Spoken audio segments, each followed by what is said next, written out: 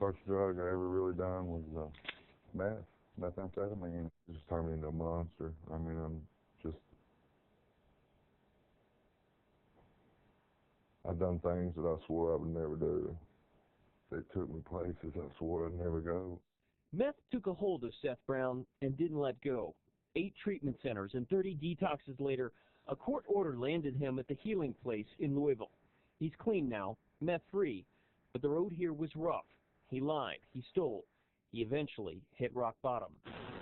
Being sprayed down with a fire hose on Bowling Green TV News after his arrest at a motel in 2009, where he spent 8 days injecting himself with meth until he couldn't find a vein. There was blood dripping off the ends of my fingertips, running all the way down my arms and my legs, and I just kind of, I seen myself.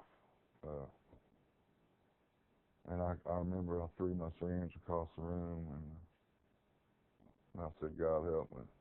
He agreed to be interviewed because he knows the addiction still plagues thousands in Kentucky, where last year law enforcement uncovered a record number of meth labs. It's a problem that is about to be compounded by a lack of funding to clean up the mess. Just last month we had 15 meth labs, so it looks like we're headed toward another record for 2011.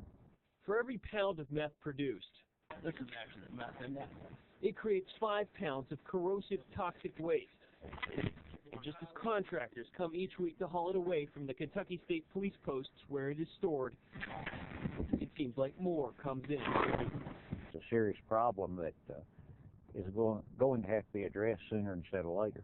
Tommy Loving heads up the Warren County Drug Task Force. The federal grant that pays to dispose of meth waste is running out. The reason? Congress cut it out of the budget. That money's still in place today, but I was informed by DEA today that could last a week, could last a month or two, but it's also in jeopardy.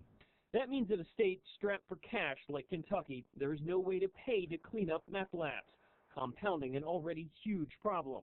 These 9 buckets of meth waste just came in last night, so you can see it is a significant problem in this part of the state, where 2 of the counties are in the top 5.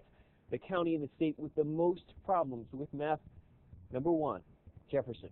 Last year, Metro Police spent $420,000 cleaning up meth labs. That's just Louisville Metro Police Department. That does not include our fire department, our health department, our EMS. The problem is worse in Louisville because, unlike state police, LMPD is not authorized to store meth waste, nor are its officers trained or licensed to transport it. With no federal grant money, the burden to pay for meth cleanup will soon fall to taxpayers. Police say requiring the prescription for drugs containing pseudoephedrine, a key ingredient used to make meth, would reduce Kentucky's meth problems.